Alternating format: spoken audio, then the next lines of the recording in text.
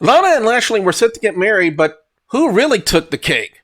Find out as we review Monday Night Raw for the week of December 30th, 2019 on WrestleDOWN. Hey guys, are you ready for your hot tag? Because if you are, it's definitely time to warp. Hi, this is the incomparable Lance Moss from YouTube.com/LanceMossTV, and you're watching the WrestleDOWN on WGS-TV.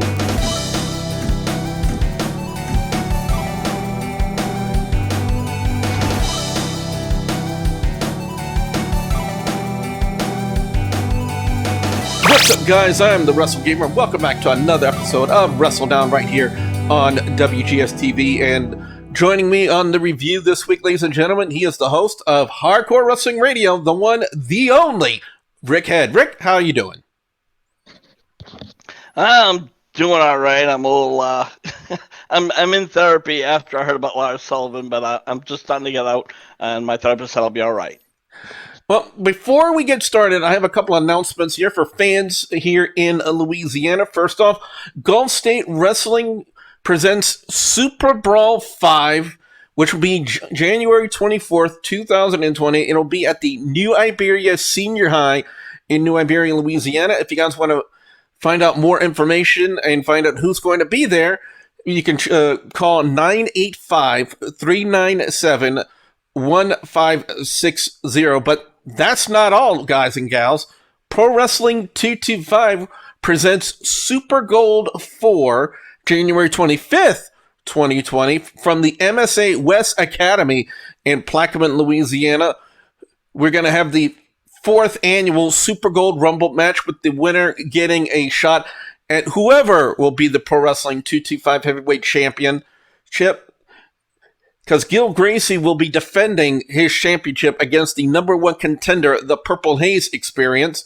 We also have a first-round tag team tournament match set with the Pillars of Destiny taking on the Bayou Cartel. We also have the Overboys, Christian Blake and Jordan Ja, taking on DJ Ciprian and Avery Nolan, those two making their debut as a tag team unit. And more matches to come. And if you guys want to find out more, I will be announcing more matches as soon as they are available to me. So don't forget, Gulf State Wrestling Super Brawl 5, January 24th, 2020, and Pro Wrestling 225 presenting Super Gold 4, January 25th at the MSA West Academy in Plaquemine, Louisiana.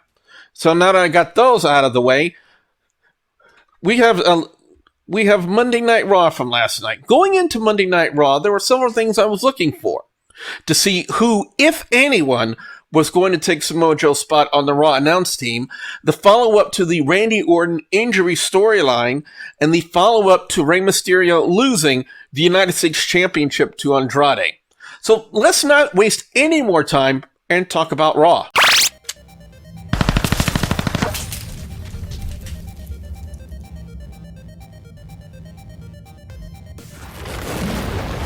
Kevin Owens would kick off the show by going out there to voice his displeasure with Seth Rollins and the AOP, show everyone the footage of what they did to not only Rey Mysterio and the beatdown they gave him, but the attack on Samoa Joe with the AOP, putting him through the announcer's table. KO will go on to blame Rollins and company for Rey Mysterio losing the United States Championship to Andrade at a WWE live event in Madison Square Garden just a few days ago. Seth Rollins and AOP made their presence known. Rollins would go on to say that the AOP was going to enforce his will even if KO resisted, which is what he did, and was a 3-on-1 beatdown until Samoa Joe came out to exact some revenge on the AOP and even locked the Conquista clutch on Rollins. However, it wasn't long until the AOP made their way back into the ring to help out their leader. KO would even up the odds with a steel chair to both the AOP until Rollins intervened. Chaos ensued until security made their way to the ring, but even with that, it wasn't enough to stop Kevin Owens from doing a swanton off the top to the outside, wiping out security, Rollins, and even the AOP. Now, backstage, Samoa Joe would say he wasn't given a choice to be in this fight, that Rollins forced him into this fight, and security would once again show up to escort Joe and KO out of the arena. One thing I liked was Samoa Joe's comment saying if anyone touches him, they wouldn't feel with their fingers anymore. And two, one thing I noticed, Rick, is I think they finally started to listen to us. They started to finally hear what we were saying about these three-man commentary teams that weren't really working for them. And from the way it looked to me, it looks like now they're going to start utilizing a two-man team instead of a three-man team on Monday Night Raw. Well, that was the rumor for the past couple of weeks, even earlier in the last year, where they were going to start breaking down to a two-man commentary team. There was the other, a former, I don't even remember his name, who was a commentator before Samoa Joe took his place. Dio Madden? I guess he went on to be thank you, and now I guess he's trained to be a wrestler. So, hopefully it sticks with two. But let's see if, they might bring somebody else back. With this whole Samoa Joe, Rey Mysterio, and Kevin Owens versus AOP, with AOP and Rollins, I wouldn't be surprised if we see a six-man tag team down the road. Opening match this week was a rematch from a wonderful match that happened at TLC this past year, with Aleister Black taking on Buddy Murphy. Once again, we would see what makes Black and Murphy so special, and that's their amazing striking ability. Murphy and Black played mind games with each other with Black's sit-down taunt, and that corner spot with Black kicking Murphy in the face, wicked, and it was really well done. However, during the match, Murphy began to sell an issue he was having with his knee, but it didn't hamper him too much, especially with his suicide senton. However, it did appear that he did kind of overshoot the mark a little bit with Black on the dive. Murphy hit a wicked Meteora, and would try a dirty pin, which, again, if you guys know, that's a pin with his feet on the ropes, but the referee saw that and stopped the count. The finish of the match was Black hitting not one, but two Black masks to pick up the win. Now, I gotta say this, Rick, not as special as their TLC match was, but still a strong opening, in my opinion. For an opening match, absolutely. The thing is, I don't know if they're trying to push Buddy Murphy a little bit or Aleister Black. With me, Aleister Black, it seemed like he was getting a strong push. And then all of a sudden, he's sitting in some room waiting for somebody, and I quote, knock on his door. Most people usually go looking for a fight, and meanwhile, he's just sitting there waiting for somebody to challenge him. I don't know if that's the right storyline for him. This feud with Buddy Murphy, they did have a decent match at TLC, and there was a good match last night on Raw, but I would like to see both move on. Me too. I mean, 2 straight wins in a row, one at TLC and one last night on Raw. It's got to call an end to the angle now between those two. Well, after scaring Lana backstage, which is something I'm okay with, Erick Rowan squashed yet another local jobber by the name of Kip Stevens with the Iron Claw Slam. The thing you need to know, Erick Rowan, 6'5", 6'6", 320 some odd pounds. Kip Stevens, 5'6", 105 pounds soaking wet. That's all you need to know. But the one thing I would like to know, Rick, is when are they going to reveal what is inside Erick Rowan's cage? I don't know, but I'm hoping it's going to be something like cute and fluffy, like a cat or something, like a kitten. I really do. Because having it make like some kind of a weird demon would be kind of like, not weird, but overly expected. I really am hoping it's just something, it would be hilarious. Yeah, like a cute and fluffy little puppy. Exactly. Right now, I don't think there's anything in there, obviously. I think they're trying to, let it play out and try to figure out what they're going to do next. Or they're going to do what, unfortunately they call a little Jimmy effect, where, R-Truth is bringing around a little Jimmy, but little Jimmy never really formed. Yeah. I remember that.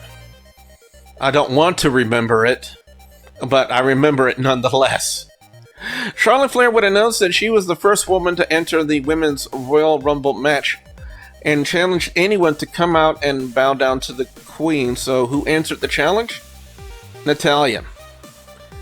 Here's my first question. What happened to the storyline with her and the Kabuki Warriors? I mean, I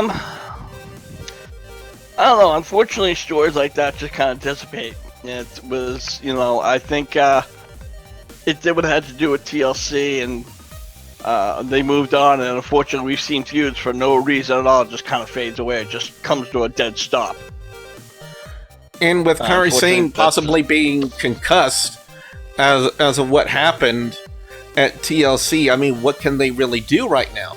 I mean, look what they're doing right now, because they even announced on Monday Night Raw last night that Becky Lynch will be taking on Asuka at the Royal Rumble pay-per-view for the Raw Women's Championship. There's no notion, there's no word on a WWE Women's Tag Team Championship match, which has got me kind of concerned about the health and the condition right now of Kairi Sane. Well, concussions are something that WWE does not take lightly. Even if, like, medical is going to say, okay, is she clear? Well, maybe she's clear, but let's give her an extra week or two off. Royal Rumble is coming around the corner, so to be honest, I know you don't want to hear this, Billy, I would not be surprised if Asuka winds up losing to Becky Lynch. And that's a very early prediction. The only reason why is rumors that, unfortunately, again, I am regretting to say this, is that Ronda Rousey is coming back, and they probably want to have Ronda Rousey versus Becky Lynch at WrestleMania.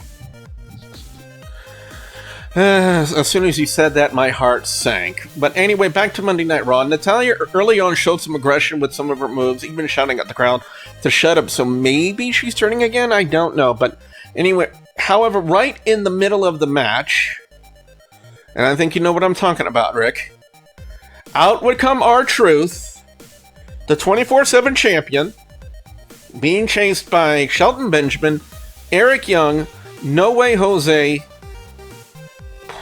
I don't know what to say. A run-in segment for the 24/7 championship. Yeah, I just call it the 24/7 chain game. Yeah, Eric Young made the mistake.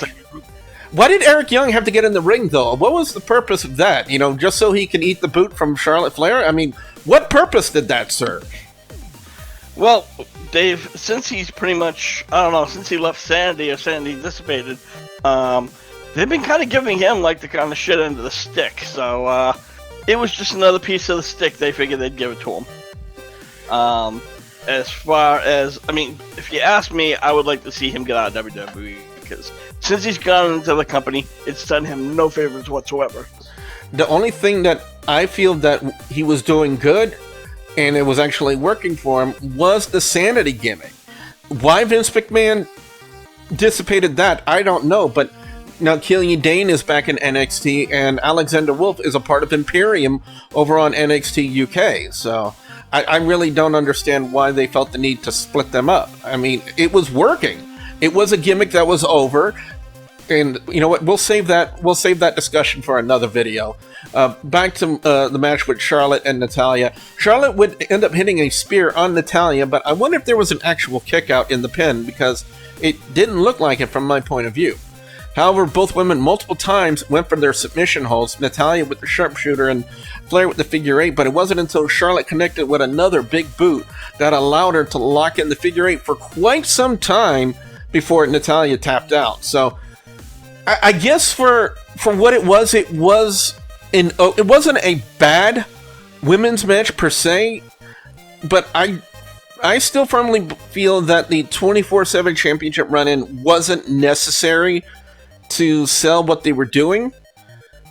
I think more along the lines is what it was done for comedic value, I want to say. Probably to get people watching, like saying, ooh, R-Truth is there. They're running after him for the 24/7 championship. Let's watch and see what happens. Maybe not. I don't know. As far as the itself, it was good. But unfortunately, it's what we call it's a WWE time burner. It went on longer than it really needed to. And it's just, again, another frustration I have with the company as a whole, or at least Raw or SmackDown, because they feel they have to have a really long match as opposed to having a few shorter matches, less segments, and add a couple more matches in. I mean, forget it. Again, I don't know how many times I've said it. I think Vince McMahon forgot what WWE stands for. I will say this, though. At least it was better than a 3-minute Divas match. Up next, the OC was out there to lay claim to the Raw Tag Team Champions, the Viking Raiders, until the Street Profits made their presence known. Would call them out on being the best tag team in the world, and yet they hold a victory over them, which led to a match between both teams. Now, for the start of the match, it was okay, back and forth, until Styles would get involved, and he was caught grabbing the leg of Angelo Dawkins, and the referee ejected Styles from ringside. However, this would not be the last time we would see AJ Styles tonight. One thing I have to say about Montez Ford, Rick, this guy has amazing leaping ability. Whether it's just for a drop kick or a suicide senton, this guy has got to have his lower leg strength. By far is probably one of the best I've ever seen. I've never seen anyone have that kind of leaping ability in quite some time. You know, I will give you that, but the whole Street Profit personality that they have, or whatever promos they're selling, they are just so outright annoying. I can pay very little attention to them as possible. Case in point, look at Lio Rush. Now, when Lio Rush was doing the whole Bobby Lashley thing, I couldn't even stand them. I couldn't deal with them. Then he kind of got his shit together, went down in NXT. He got a little bit more serious, and I've actually paying more respect for him. Right now, this whole, I don't know, it acts like the guy, I hate to say, he's whacked out on an 8-ball. I mean, and for those of you who've never... Go ahead. 8-ball cocaine. Yeah. That's cocaine. And I can say, I've bit seen of the people bubbly. on that firsthand. That's exactly what it comes across like, you know. The guy needs Xanax or something. It's just, you know. You know, They're I've watched way wrestling oversold. for a very long time, since 1986, and I have never heard anyone cut a promo talking about multiverse theory until last night after their match. But anyway, the OC had the chance to take out Angelo Dawkins with the Magic Killer, but Ford broke it up, drop-kicked Anderson, and took out Gallows with a suicide senton to the outside. Dawkins connected with a sky-high to Anderson, which set up the finish of the match, which is Ford hitting a huge frog splash on Anderson to pick up the win. Now, here's my plea. Montez Ford, in the ring, great performer. But please, stop shaking the top rope like you're Batista or the Ultimate Warrior. Please! And it's, again, see, you're getting back to my point, how idiotic this tag team has come across. They're coming across as, the humor hour, and it was just, for them to be taken, like, really coming that high in the ranks that quickly, to me, I find ludicrous. They need to change the gimmick. Like I said, their wrestling abilities is great, but when they start talking and they start doing their promos, I literally mute the microphone, mute the TV. That's how truly annoying I feel they are. And I still don't know what we want the smoke means. Anyway, up next, it was a 2-on-1 handicap match as Kurt Hawkins and Zack Ryder took on Drew McIntyre. McIntyre would get jumped before even getting into the ring, but that was as far as it went for the former Raw Tag Team Champions. McIntyre drove Ryder spine first into the security railing and tripped up Hawkins on the ring apron. The self-professed sexy Scotsman, yes, he said that last night, would connect with a Claymore kick after a countdown to Hawkins and finished off Ryder with a Future Shock DDT and pinned both of them to pick up the win. Rick, would it be safe to say that time filler? Yeah, and again, I don't know what they're doing with the sexy Scotsman. Is that what he called? Oh, God. Yes. I might have missed that part. Oh, God, I hope that's not a sign of things to come. I actually posted last week a fantasy match what I would personally love to see, and that would be Aleister Black versus Drew McIntyre. I think they had a couple of matches down in NXT, but I never saw them. I'd like to see them up, maybe even on a pay-per-view. I think it would sell, but they need to keep McIntyre as the badass psycho Scotsman, the Scottish psychopath.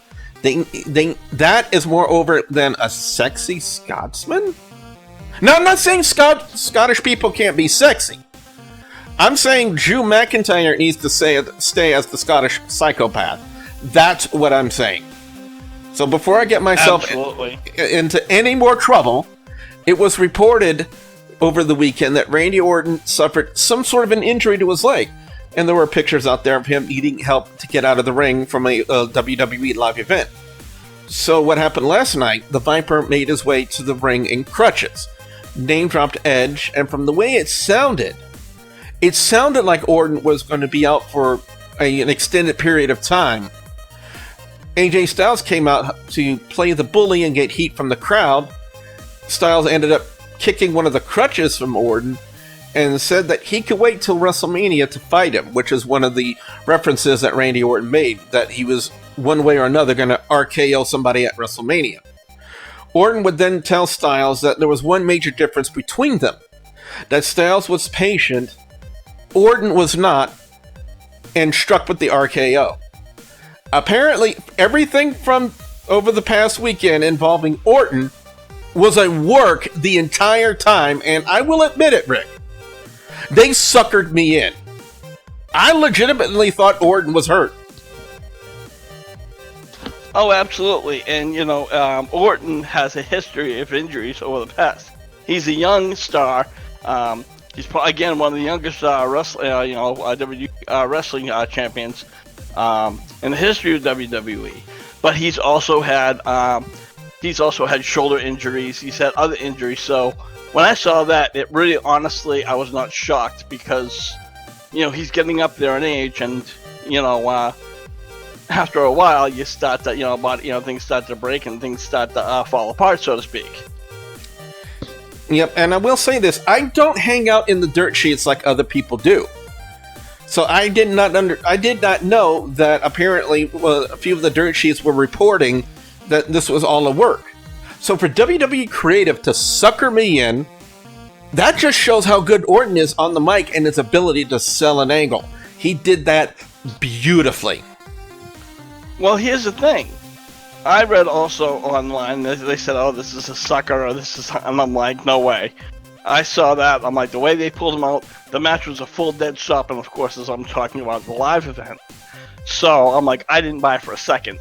And I'm usually someone who reads the dirt sheets, and I can usually pick it out and say, okay, this is bullshit, or, maybe, maybe not. But, they suckered me in as well. Well, up next it was the new United States Champion Andrade taking on a local job. First off, who the fuck picked out Andrade's wardrobe last night and told him, hey, go out looking like you're from a frickin' three-ring circus? You look good. Whoever told them that lie should be fucking fired. That's all I'm gonna say. He looked absolutely ridiculous. But Zelina Vega, I'm gonna still say, Aleister Black, I am so fucking jealous of you.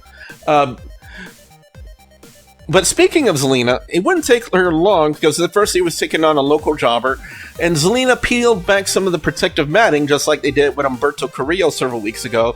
But before Andrade could do any damage, out would come Ricochet and challenged Andrade to fight him, so the match was changed.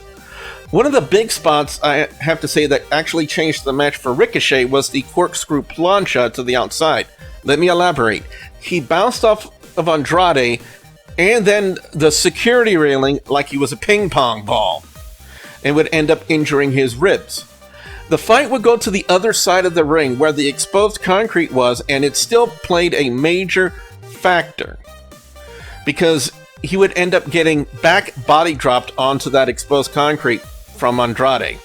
I will say this, Rick, even though his moveset, I'm talking about Ricochet, even though his moveset has been watered down somewhat now that he's been on the main roster, some of the things that he can do just boggles the human imagination. Absolutely. Like I said, it's what you would say watered down. I noticed I kind of got rid of the 630 finisher. Now he's doing the recoil. But again, regardless, him maybe switching up his moveset just a little bit, he's still incredible to watch, and I'm still definitely a fan of Ricochet. However, Andrade himself is pretty good at hitting the Judas effect. I'm sorry, I mean the back elbow. However, Andrade would try the hammerlock DDT once again, but Ricochet would counter into a small package. Ricochet, after connecting with a twisting suplex, would go up to the top for an attempt at the 630, but behind the referee's back, Zelina Vega pushed Ricochet off the top, which set up the finish of the match with Andrade hitting the Hammerlock DDT to pick up the win. Now, I kind of understand why they put Andrade over here, because, you know, he's the United States champion and whatnot. But the one thing I still don't understand, WWE made a ruling, especially when they changed up like when Friday Night SmackDown went to Fox, in the new season of Monday Night Raw, that automatic rematch clauses for champions who lose their titles was abolished. They couldn't do it anymore. So, how do you explain the fact and explain the storyline that next week Rey Mysterio has a rematch with Andrade for the United States Championship? Because WWE never fucking says true, whatever it is they talk about. You know, they'll say, when they say, quote unquote, that somebody's fired, or they'll never be able to do, you know, if they lose, they'll never be able to, like, fight for a championship. A week later, they're fighting for a championship match. So whatever WWE says, you gotta take with a grain of salt and realize that piece of salt is gonna be pepper the next week. Yep. So, I can't believe we're getting ready to talk about this.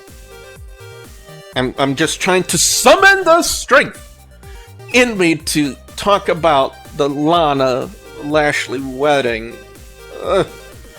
First off, storyline-wise, no one wanted to show up to the wedding because the stage area was filled with empty chairs. Lana's makeup would get smudged on her forehead halfway through, so she ended up looking even more ridiculous. Lana's vows were stomach-churning. Lashley's written ones were just as bad, because Lashley cannot sell a promo to save his life.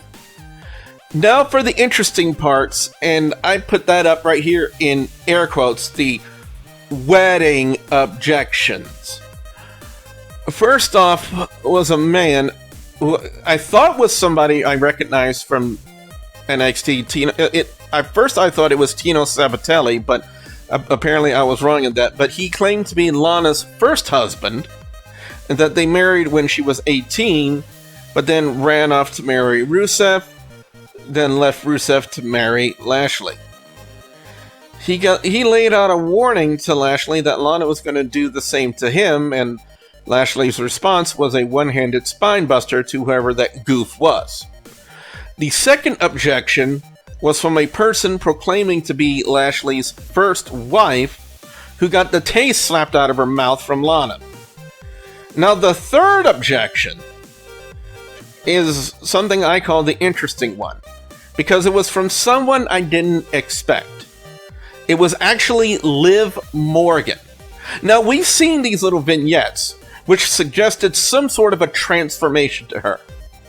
But I wasn't expecting anything like what we saw. According to the promo from Liv, she said that she was in a relationship not with Lashley, but Lana herself, which apparently met with a lot of adulation from the crowd. I mean, it's two hot blondes. Give me a break. Lana began crying, but before she went into full Bridezilla mode and had a cat fight of sorts with Liv. And as I expected, there was someone hiding in the fake part of the wedding cake, which was Rusev. Rusev took it to Lashley and knocked him out with a Machka kick, as Liv Morgan made her way back into the ring to get revenge on Lana and introduced her into the wedding cake. And then as they were going off the air, I don't know if anybody caught this, but I have it on DVR, Rick, so I did.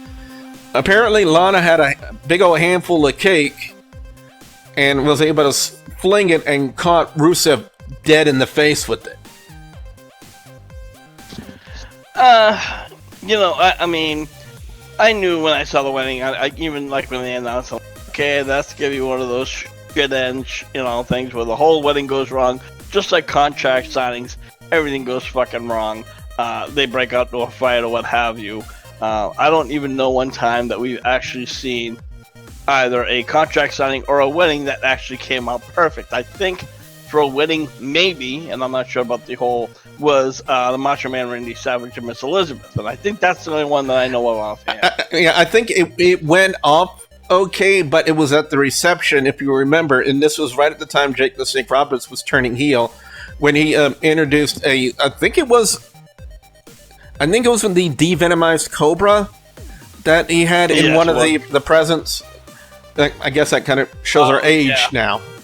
But anyway, guys, let's go to overall score and thoughts.